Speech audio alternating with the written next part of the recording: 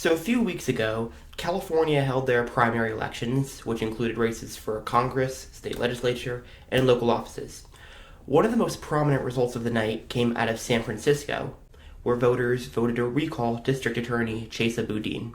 Boudin, who had campaigned as a progressive prosecutor, was criticized for his seemingly lenient stances on crime throughout his tenure, including his elimination of cash bail and reduction in people sentenced to prison in the city. Because of this result, as well as others during California's primaries, the lesson President Biden seems to take away is that voters want more tough-on-crime policies and leaders in power. According to Kate Sullivan and Betsy Klein of CNN, quote, President Biden on Wednesday said the results of the previous day's primary elections reflected a desire from the American public to take a harder stance on crime and gun violence and called on states and localities to spend funds allotted from COVID-19 relief bill to bolster police departments. I think the voters sent a clear message last night. Both parties have to step up and do something about crime as well as gun violence. The results signal a departure from the kinds of progressive politics that dominated the 2020 election cycle, when many Democratic voters said they wanted criminal justice overhauls and more police accountability.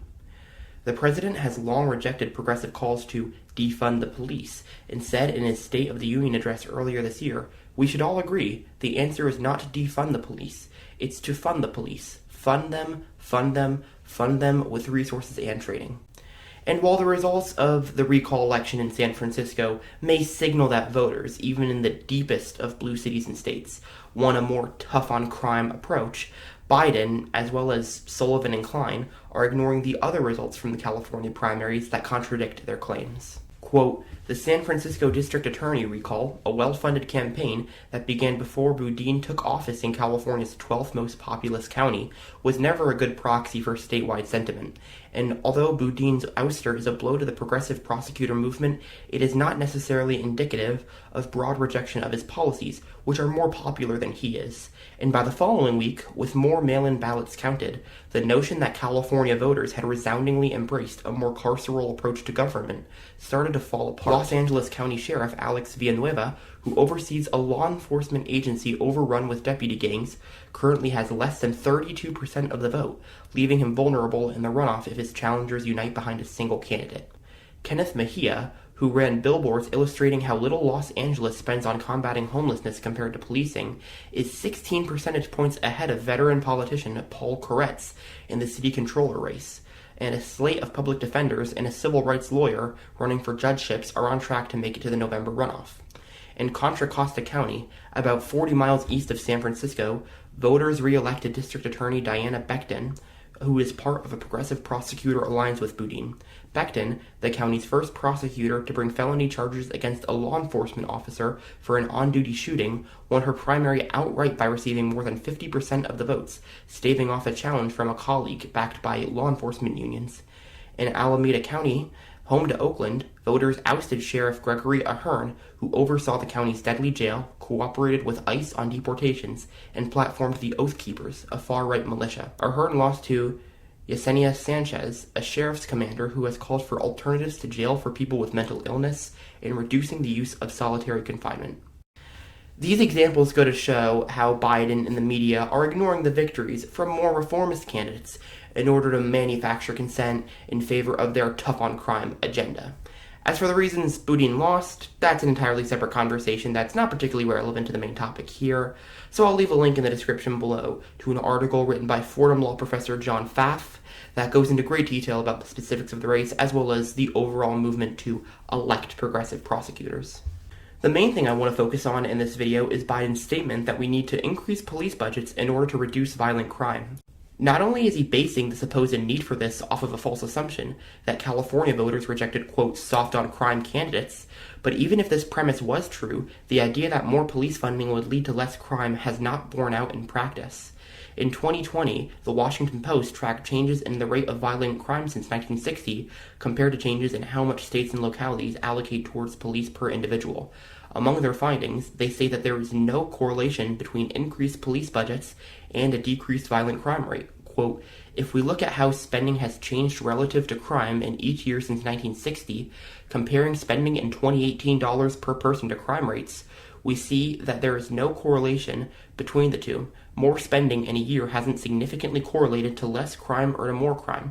For violent crime, in fact, the correlation between changes in crime rates and spending per person in 2018 dollars is almost zero." And the fact that Biden is pushing increased police budgets, when the evidence is quite clear that they would do little to nothing to actually reduce violent crime, is infuriating enough.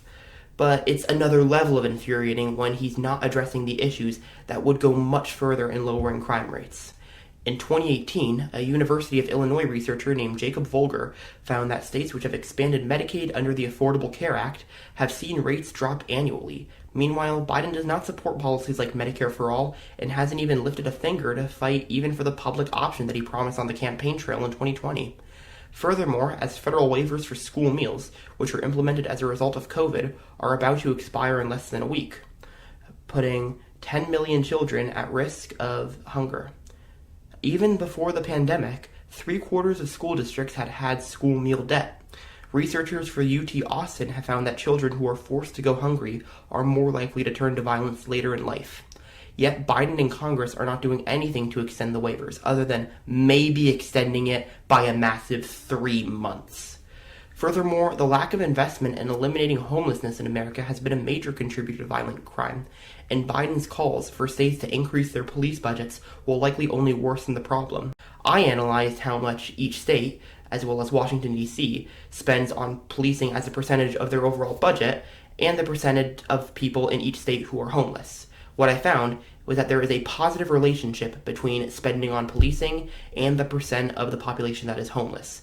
In other words, generally speaking, the more a state's budget is directed towards policing, the higher the percentage of their population that is homeless. Instead of advocating for a greater focus on policies such as these, which have been proven to reduce violent crime rates, Biden is asking states to increase police budgets when the evidence is clear that higher budgets do not lead to less violent crime. The addiction our political system has to over-policing has not lowered these rates, and we must advocate for investments in addressing the root causes of crime, rather than continuing our reliance on failed methods. Hey everybody, thank you so much for watching. If you enjoyed, please do the usual, like, comment, and subscribe. And if you really do like the content I make, consider clicking the link below to support the channel on Patreon.